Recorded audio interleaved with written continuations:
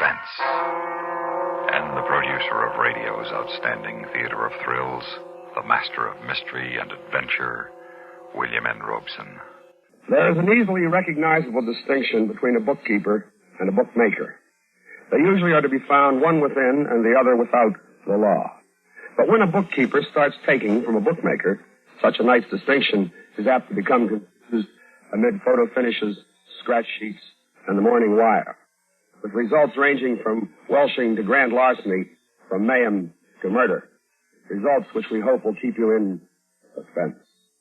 Listen then as Frank Lovejoy stars in Win, Place, or Die, which begins in exactly 1 minute. Memo on Medals. Information about our military awards and decorations.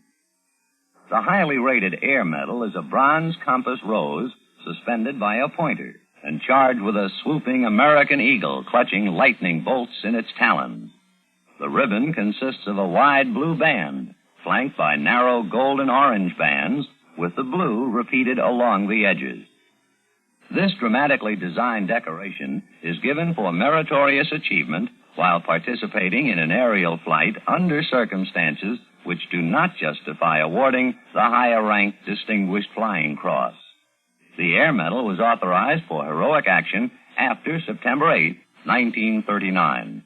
It has proved to be a major source of pride to those airmen who have earned it, and a stimulus to others for greater devotion to duty. Extra service and extra accomplishment merit special attention and recognition. The Air Medal pays tribute to those who distinguish themselves and do honor to their country and their branch of service while participating in aerial flight. And now,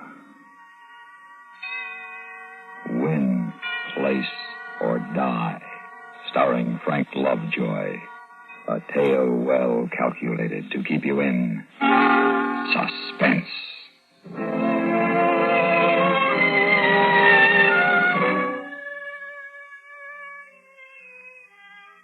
A salary will only go so far, and a bookkeeper's salary like mine not quite that far. But I thought I saw an out, and I played it. It seemed like a sure thing. You see, there were only 3 of us in the main office of the Randolph Theater chain. The boss, me, and Jeannie, the gal I was going to marry. Joe. Yeah, honey? You going to take me to dinner tonight? Well, I don't feel much like going out. Why don't you grab some frozen stuff, and I'll come by your place. Broke again? Ah, Jeannie, don't start that. You know I got a lot of old bills. You promised to give me some money each week to save for the house and the furniture. Well, I will next week. I'll start next week. Joe, what's wrong? Nothing. Yes, there is. Something's wrong. Something you're not telling me. Oh, drop it, Jeannie. Will you just drop it? Randolph Theaters. Harper? Yeah? Sid Kurtz. Yeah. You're late, Joe. Yes, I know. I'm going out to lunch now. I'll see you in a few minutes. That's nice, chum. I'll be waiting at the corner. Who is that? That's the guy I'm working on a deal with. I'll tell you all about it someday. Don't wait too long, Joe. Randolph Theaters. Joe, this is Rita. I didn't get a letter from you this morning. Oh, I know. Rita, look. I can't give you anything this week. Joe, I have the rent to pay and Jimmy needs clothes. Yeah, I know, but I'm in a jam. I should think you'd at least want to support your son. Oh, get off my back, will you? Maybe if that girl you're running around with down at the office found out you have an ex-wife and a kid to support, she wouldn't think so much of you. Maybe I ought to tell her. You do that, and you'll never get another dime.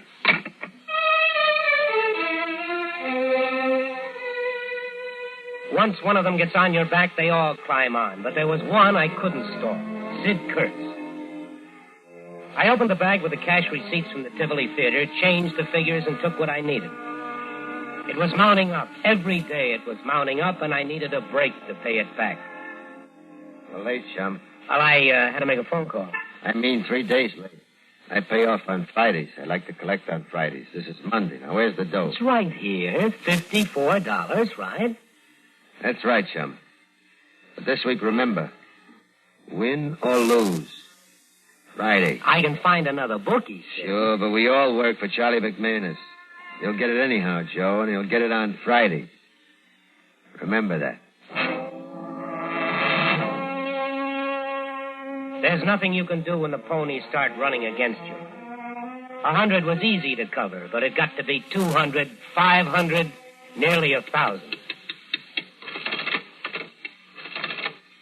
Is that the box office total for last week? Yeah. Mr. Randolph wants to see it. Why does he want to see it?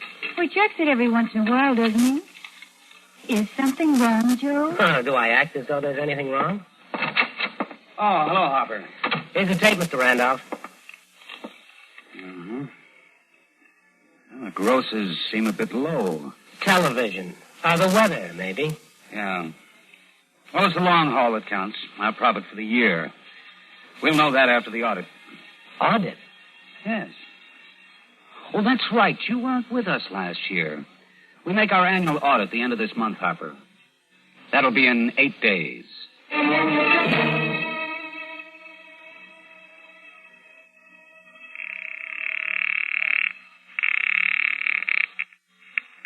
Charlie McManus speaking. Charlie, this is Joe Harper. Yeah, Harper. A bet for Sid Kurt's book. All right, shoot. What's the line on Sturdy Duke and the Six? Beaver money. You should walk in. Well, I want 1,000 on the nose. Did you say $1,000, Harper? Yeah, on the nose. Just a minute.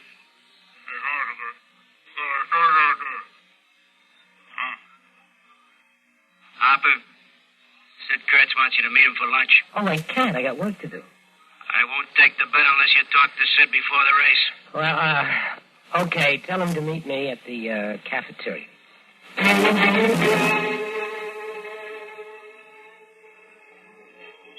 About this bet, Joe. Well, what's wrong with it? Nothing. Except I'd like to have the dough before the race. That's McManus' orders. But I haven't got it. That's what I mean, chum. You can't afford that kind of dough. Oh, you've got to take the bet. I don't got to do anything unless McManus tells me. Well, look, Sid.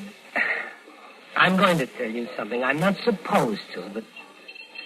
Well, it isn't my bet. What do you mean? I'm placing it for Mr. Randolph.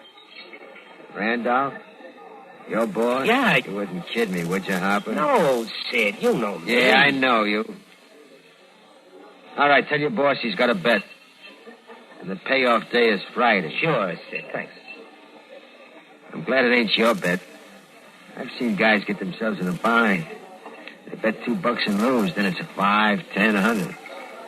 And it gets to be $1,000. That's where the trouble starts, Harper.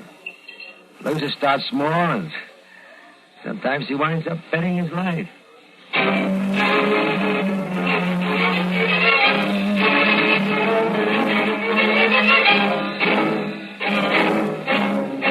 In a moment, we continue with the second act of Suspense. Another visit with Joe and Daphne Forsythe. Oh, Joe, what are you doing? Oh, hi, Daphne. Just eating a midnight snack. What is that mess? That mess is a liverwurst, salami, lettuce, and peanut butter delight. Nightmare is more like it. What woke you up? My stomach was growling. What woke you up? You.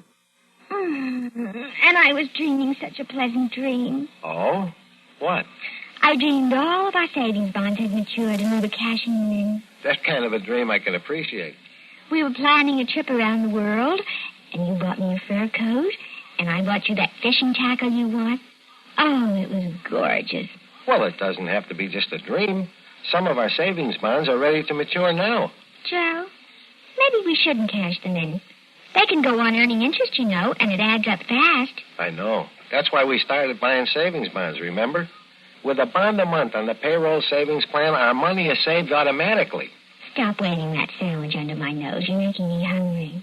Well, fix yourself a sandwich, ma'am. I got all the makings right over here. All right. Move over, you bond-buying midnight maverick. I'm going to fix myself a humdinger.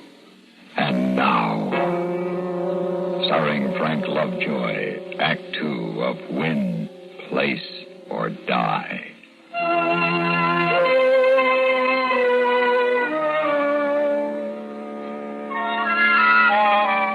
The trouble with horses is they can't read. At least they don't read the racing form. Sturdy Duke finished fourth. Next day, Time Step finished out of the money. Thursday, Atomic Dust ran out. By Friday, I was into Sid Kurt's book for $4,600. I waited all day for his call, but it never came. I thought I had one more day. But when I got home, I found I was wrong. You keep late hours, Joe. Kurtz? Yeah, Kurtz. The guy who gets sore when people break dates with him. I tried to call you. You did? Funny, I never got the message. McManus must be getting absent-minded. Well, I tried all day. I tell you, the line was busy. That's a pity, Joe. They must have been booking a lot of action today to tie up your lines like that. Well, the play was light today, Joe. Very light. We had a bad week. Book got hit hard. I'm glad you got 4,600 for me, Joe. You have got 4,600, haven't you? No, I haven't got it. Oh, it's too bad. I can't tell you how sorry I am, Joe. I sort of choke up. I can't find a word. Ah, Sid, now listen to me. I'll have the dough for you tomorrow. Tomorrow, sure. It isn't my fault. They weren't my bets. You know that. Oh, you told me. Randolph was away all day. I even waited for him late, but he didn't even call me. He'll be in tomorrow, though. I'll get the dough for you. I'll get it. All right, Joe. Get a good night's sleep, kid. I'll wait till tomorrow. Oh, thank you, Sid. You're a friend. Sure, every day. Except Friday. Yeah. Good night, Sid. Good night, Joe. Joe. Yeah? There's something I think you ought to know. What's that? I hate a Welsher. Used to be an elevator operator in your office building. He tried to beat me out of a $20 bet. I didn't like to do it, but I gave him a... That's a big idea. Just telling you the story, Joe. I hit this other guy a lot harder for a lousy $20. He was in the hospital for quite a while. See you tomorrow, Joe.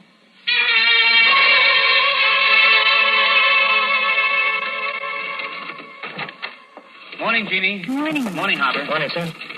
Oh, a day like this, I'd rather play golf than work. Tell me I'm dispensable, Jeannie. You're not. Not today. Couple of distributors coming in, and Mr. Charlie McManus called you. Who? McManus? I don't know anybody named McManus. Who's he with? I don't know. But he said you owed him $4,600. Well, I guess I should know him then, shouldn't I? Do we have a creditor named McManus on the books, Hopper? No, we don't, Mr. Randolph. He wasn't very pleasant about it. He wants you to meet him tonight with the money. What did he say? Where? In the bar at the Tip Top Club. He said there'd be trouble if you went there by 9 o'clock. I don't like it, Mr. Randolph. Neither do I. Jeannie, you better call Mrs. Randolph and tell her I won't be home for dinner. You're going to meet this McManus? Whatever he wants. I certainly should find out about it. Well, maybe he made a mistake. He might have you mixed up with some other Randolph. Let me go talk to him. Thanks, Hopper. But when a man says I owe him money, I prefer to talk to him myself.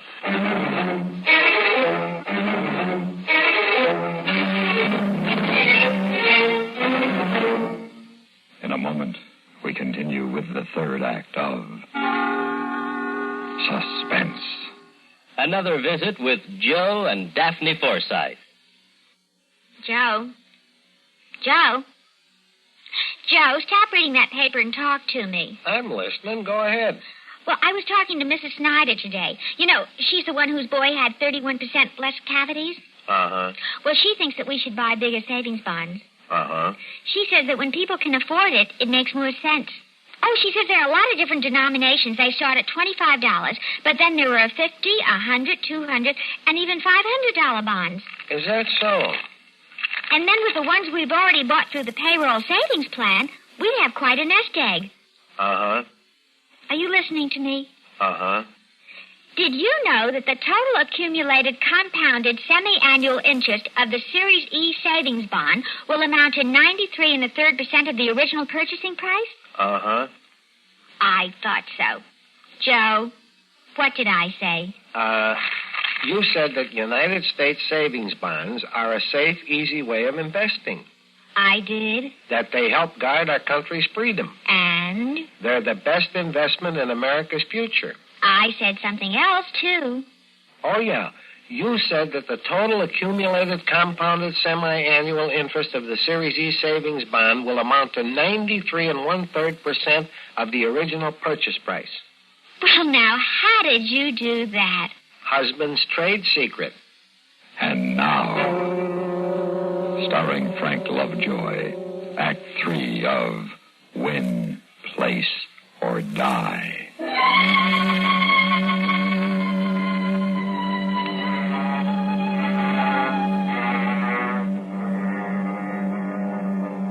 was a good thing Saturday was a half day because I had a lot of things to set up.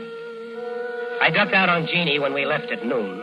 All I needed from her was that she'd remember the phone call from McManus, and I knew she would.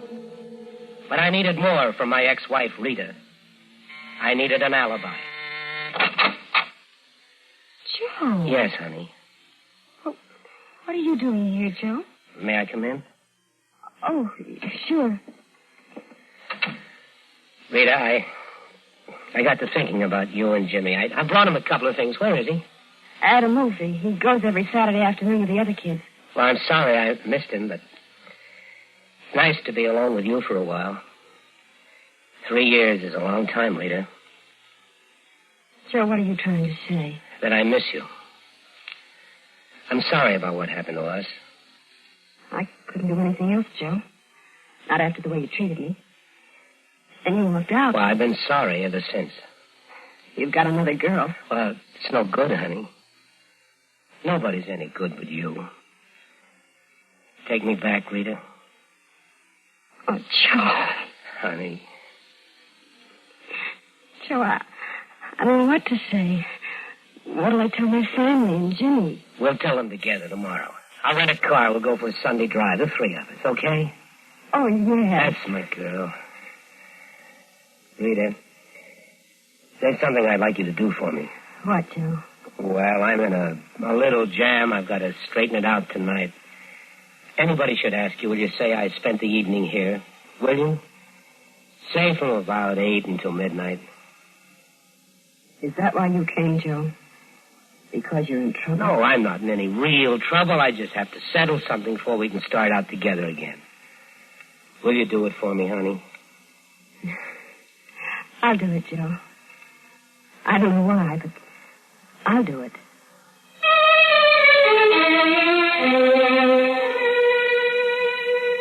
It was a setup, a sure thing. It couldn't miss. I went home and got the gun, a war souvenir I picked up for a few bucks. No registration to be traced. And at 8:30, I was in an alley beside the Tip Top Club when Mr. Randolph pulled up in a taxi and paid off the driver. All right, keep the change. Mr. Randolph. What? Who is it? Oh, it's me, Joe Harper. Harper. What are you doing here? I came down to help you out. Help me with what? What do you have to do with it? You come back here in the alley. I'll explain it to you. It's far enough, Mr. Randolph. Oh, Harper, what is it? Harper! Ah!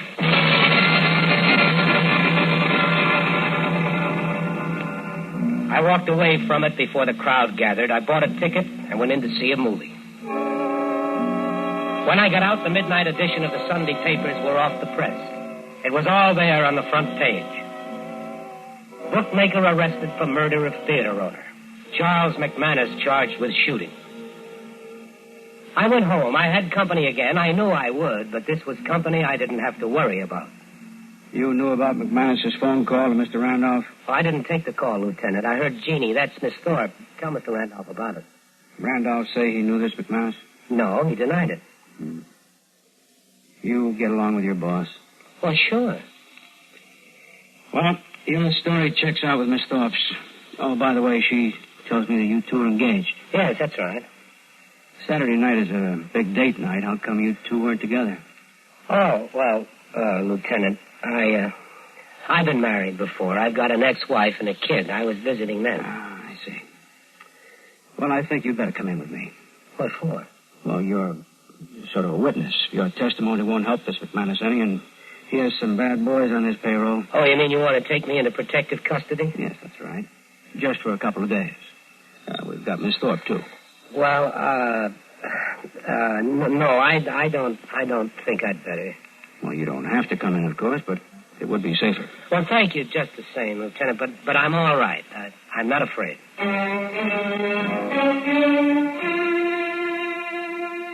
I wanted protective custody bad, but I couldn't take it. I'd remembered something just in time. The auditor.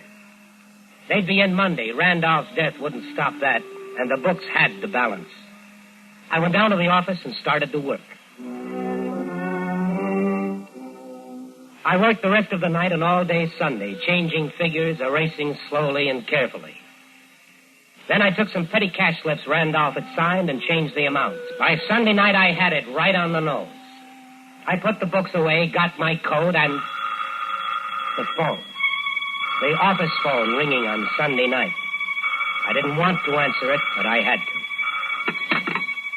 Hello? Oh, Joe. Lisa, what's the matter? Why are you calling me at the office? Joe, I've been trying to get you at home all day.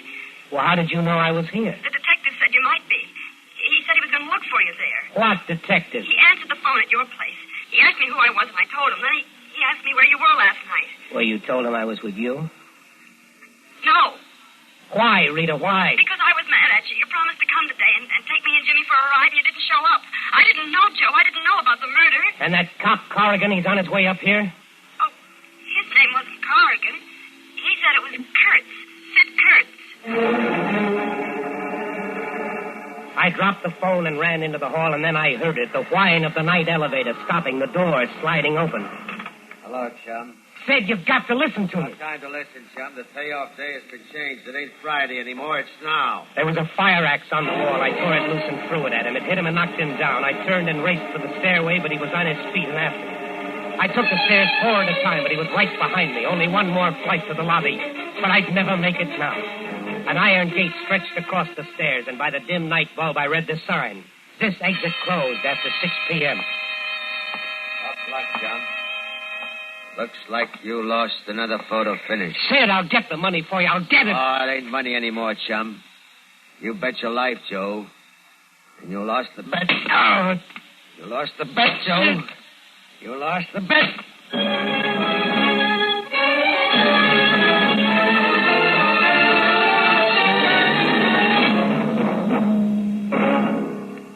Suspense, in which Mr. Frank Lovejoy starred in William N. Robeson's production of Win, Place, or Die by Joel Murcott.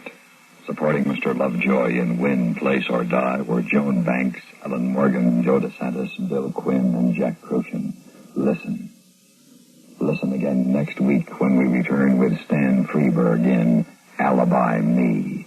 Another tale well calculated to keep you in suspense. Suspense has been brought to you through the worldwide facilities of the United States Armed Forces Radio and Television Service.